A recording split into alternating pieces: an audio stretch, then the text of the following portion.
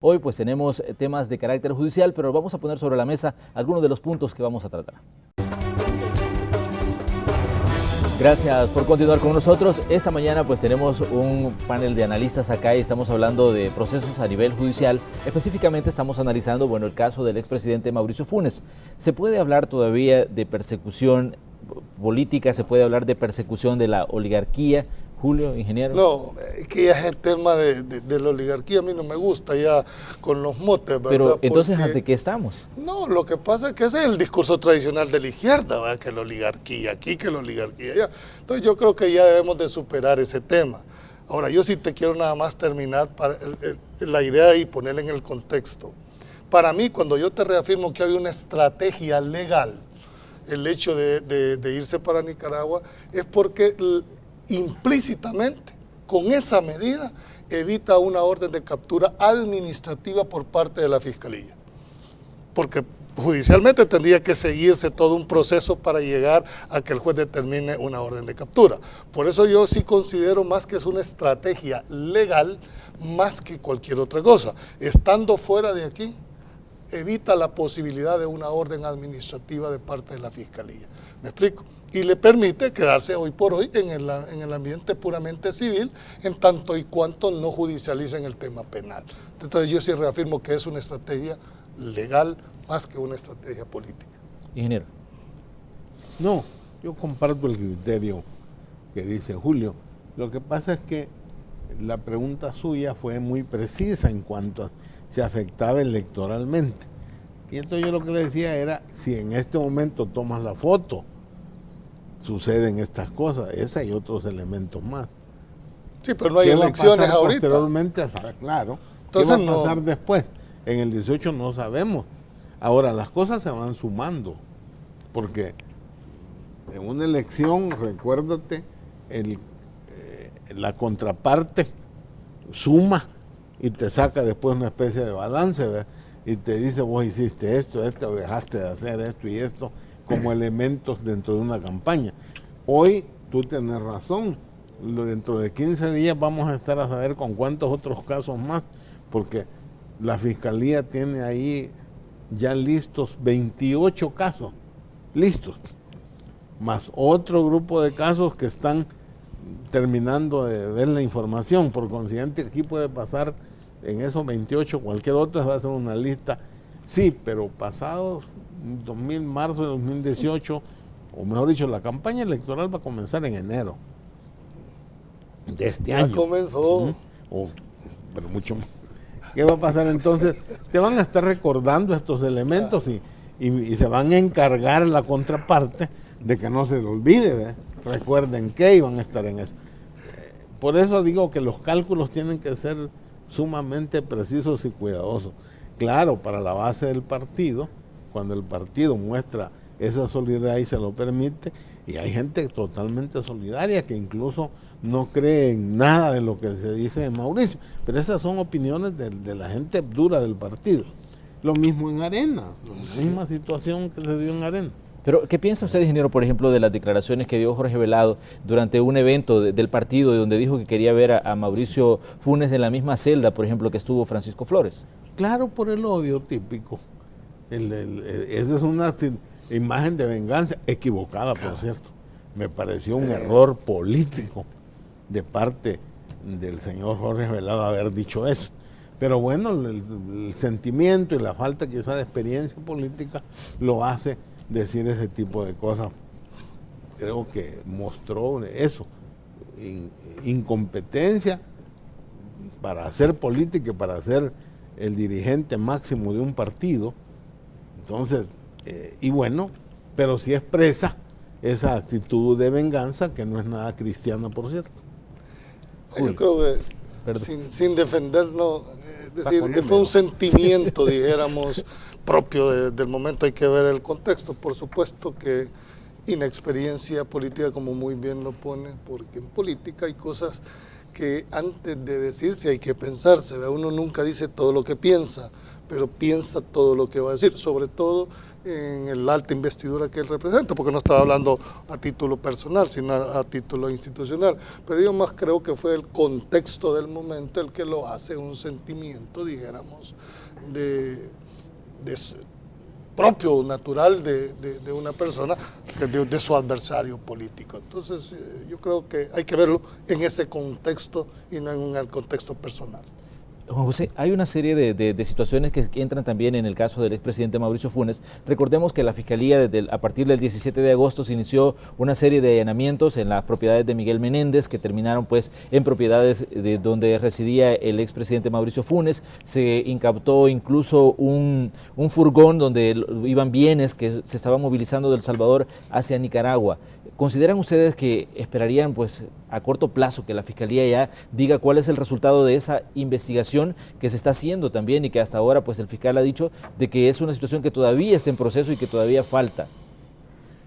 Yo creo que la Fiscalía ha hecho lo correcto, y es que ha iniciado un proceso de investigación sobre posibles delitos. Para eso allanó, para obtener pruebas. Eso es lo correcto. Ahora, la Fiscalía debe de sustentar bien una acusación. No solo porque se trate de un expresidente, sino que toda acusación debe de ser bien sustentada.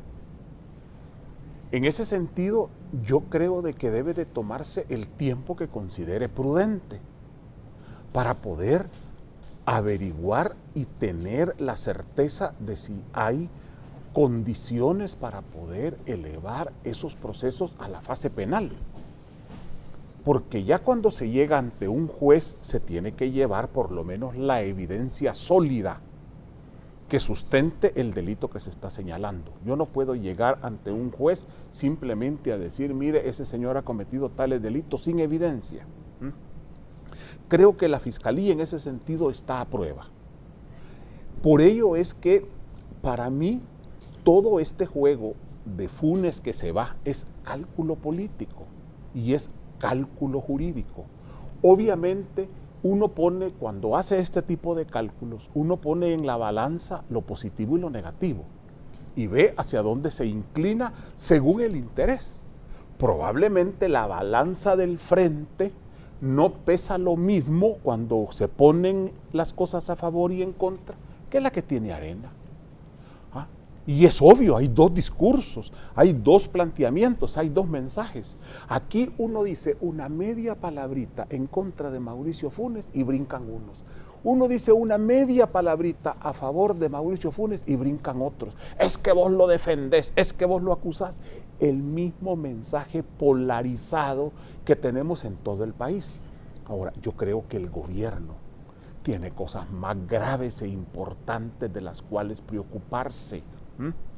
Es que cuando vemos la crisis fiscal que se está avecinando en este país y que es como una tormenta que todos estamos viendo y nadie es capaz ni siquiera de sacar un paraguas y decir, miren, vénganse para acá.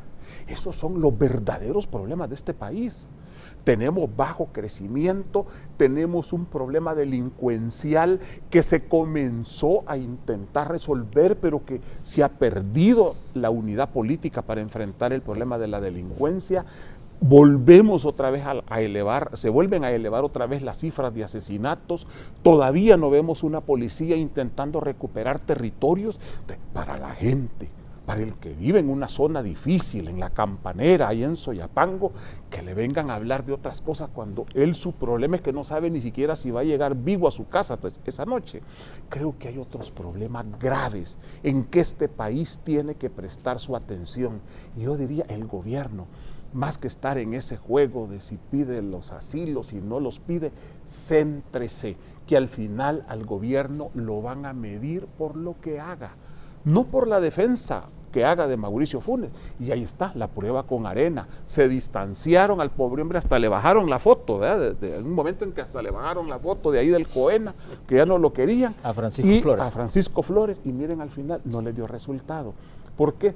Porque los gobiernos se miden por lo que hacen, por el cumplimiento de lo que prometen. Y creo que este gobierno tiene suficientes problemas, tiene suficientes tareas. Las elecciones están a año y medio, las más próximas, que son las de diputados y alcaldes. 4 de marzo. Y a 2 años y medio las presidenciales. Es decir, un gobierno que apenas está llegando a la mitad de su recorrido.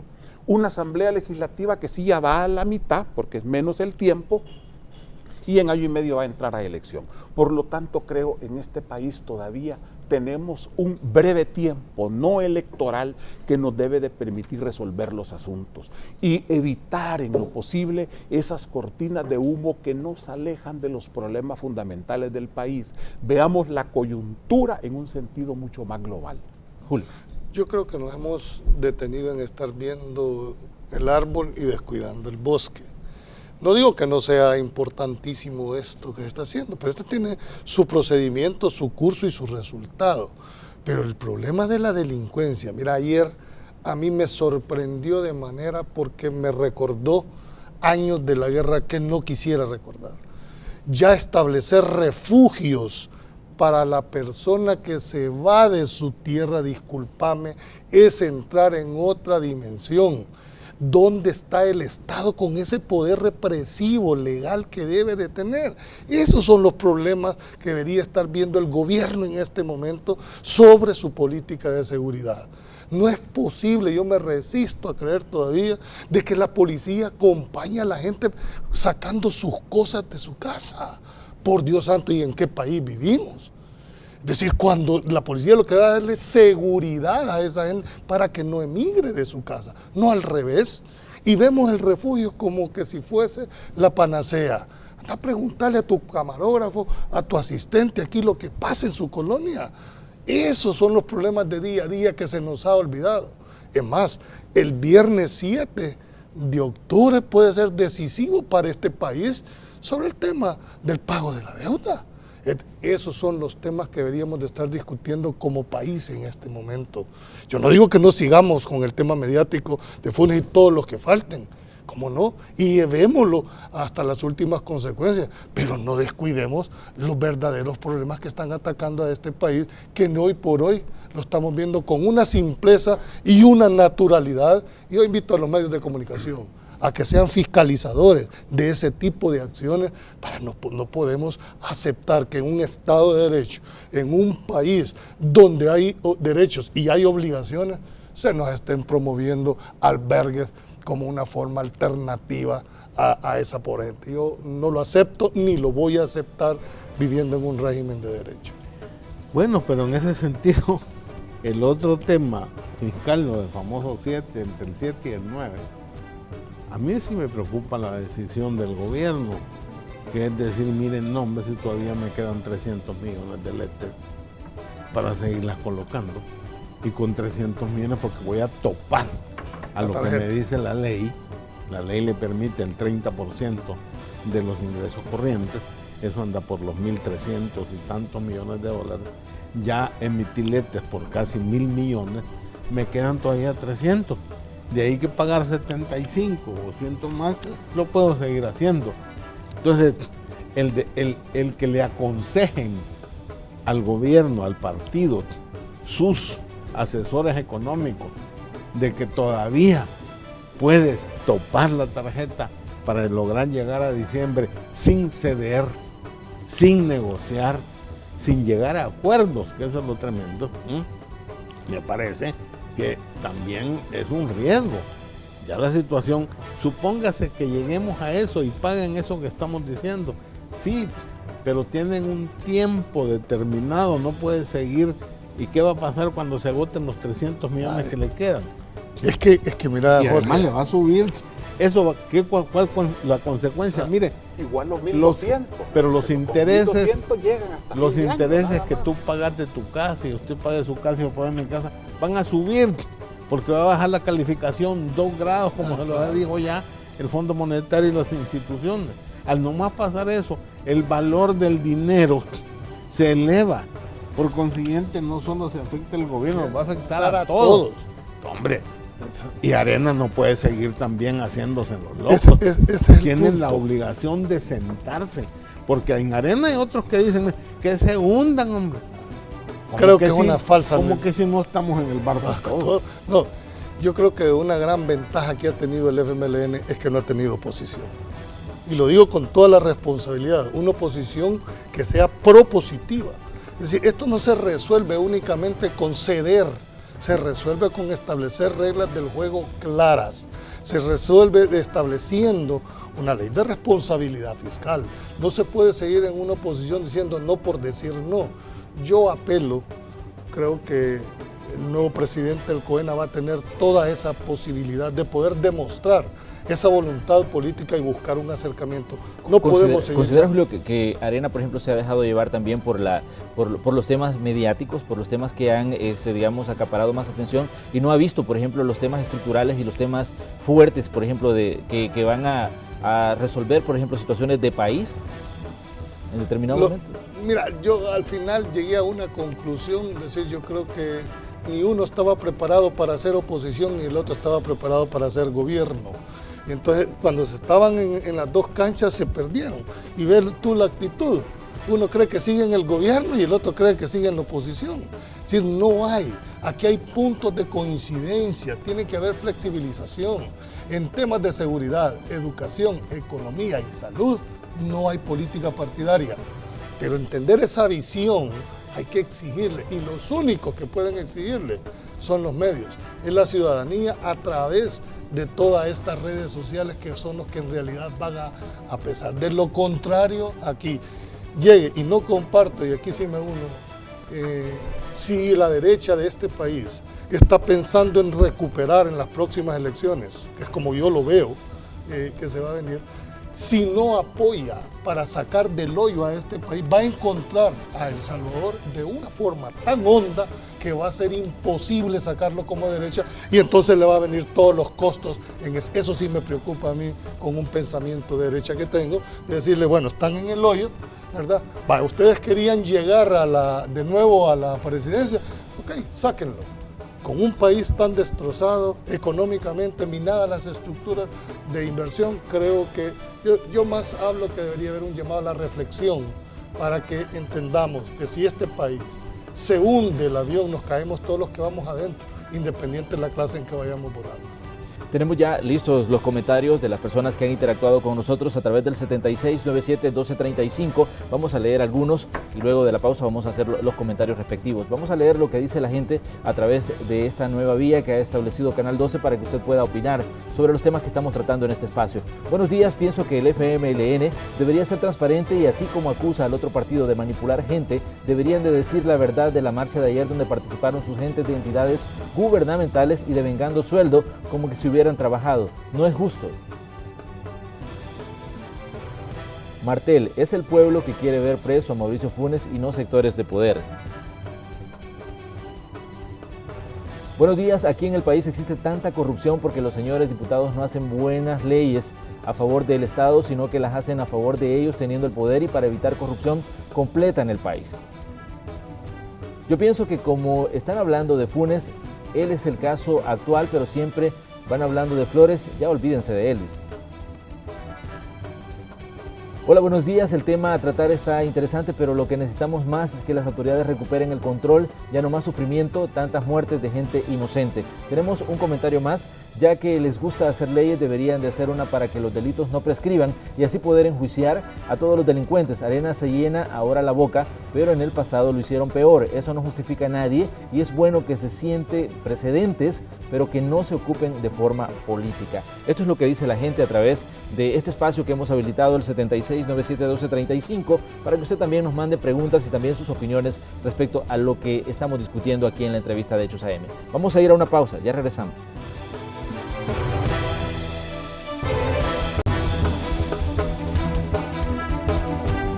Gracias por continuar con Canal 12. Estamos llegando ya a la etapa final de la entrevista. No sé si tienen ustedes algún comentario respecto a lo que dice la gente a través del 7697-1235.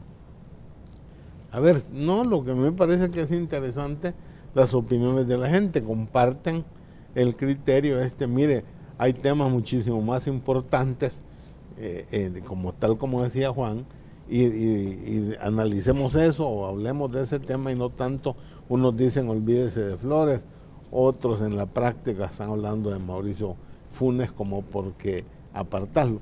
Y creo que lo sensible que la gente también expresa ahora es este hecho del control del territorio. Creo que a todas luces es terrible ver que la gente tenga que salir de sus viviendas y que el Estado lo que haga es ponerle refugio a la gente. Es más, que lleguen los camiones del Estado a ayudarles a sacarlas. Por Dios, eso me parece a mí increíble, de que el Estado facilite a la gente irse en lugar de decir, no, ustedes se quedan y aquí vamos a defender esto y apartar la presencia delincuencial de la zona. Creo que eso lo está expresando la gente. No tocaron el tema fiscal, un poco más complejo quizás, pero el tema de seguridad sí es evidente. Otro tema que fue tocado a través de los comentarios que dejaron a través de nuestro punto en WhatsApp es el de la Sala de lo Constitucional. Ayer hubo una marcha y ya hemos visto, bueno, diferentes actividades. Me gustaría brevemente que me dijeran, por ejemplo, qué piensan ustedes, Juan José, de lo que está pasando con la Sala de lo Constitucional, las acciones de protesta e incluso las acciones de bloqueo que no ha permitido, por ejemplo, llegar a Huachapán y a Chalatenango a magistrados que iban a desarrollar actividades propias del trabajo de la Corte y las protestas pues impidieron que llegaran. Yo creo que lo positivo que ha habido en el país es que por primera vez se ha intentado que haya verdadera independencia de poderes. Y creo que eso es lo que está costando en el fondo. Habíamos tenido a lo largo de muchísimos años, por no decir de toda nuestra historia, un órgano judicial totalmente arrodillado al órgano ejecutivo y a la Asamblea Legislativa. Era siempre el tercer órgano del Estado. Y por lo general, cuando alguna diferencia se daba, era entre el Legislativo y el Ejecutivo. En la medida en que se fortaleció la oposición política, Legislativo y Ejecutivo fueron entrando en conflicto y eso provocaba temor en muchos sectores. Ahora, con una Corte Suprema de Justicia que tiene más espacio, que siente más responsabilidad, y con una Sala de lo Constitucional que ha comenzado a jugar un papel diferente, es obvio que comienzan los estertores de los que no entienden que debe de haber separación de poderes. En el fondo ese es el debate. En el fondo el debate es que cada uno de los órganos fundamentales del Estado debe de mantener la autonomía y la independencia o la independencia necesaria en el marco de sus funciones. Y eso va a costar. Por lo tanto, yo le veo eso como positivo y veo la resistencia al cambio que se produce siempre. Y quiero terminar con una idea. Los estados nacen, cuando nace el Estado, nace con dos funciones esenciales: impartir justicia y dar seguridad. Esas son las dos funciones con que nace el Estado hace muchos años, y lo social vino ya después de la Revolución Francesa. Pero que haya justicia y que haya seguridad son las dos funciones esenciales de un Estado, las históricas y las que le dan su principal razón de ser. Y cuando digo el Estado no me refiero solo a la policía o solo al Ejecutivo, me refiero a la totalidad de la institucionalidad pública que de alguna manera tiene su razón de ser, y ahora modernamente en la justicia, en la seguridad y en lo social, que se crea ese triángulo fundamental para el desarrollo de una sociedad. Por lo tanto, creo que por eso es que tenemos que evaluar al gobierno y por eso es que tenemos que evaluar a los actores políticos fundamentales de este país. Julio. Entiendo que no estabas hablando de El Salvador, ¿no? No, estaba hablando de la antigua pues Grecia. Sí, estaba hablando de la antigua Grecia. ¿Verdad? Porque ninguna de las causales las has puesto. Yo creo de que al final de esto, cualquier medida se mide por los efectos, por sus resultados.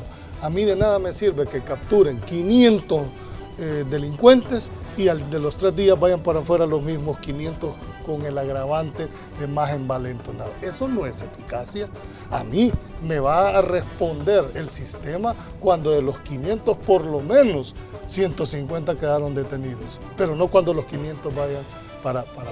Así es que creo que todas las medidas hay que verlas por el resultado, no por la intención, porque de intención está empedrada, de buenas intenciones el camino al cielo.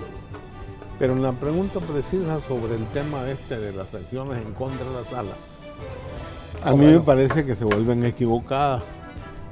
El tema del rol de la sala constitucional está claramente establecido y uno puede estar con diferencias de su sentencia. Sí, pero es un juez.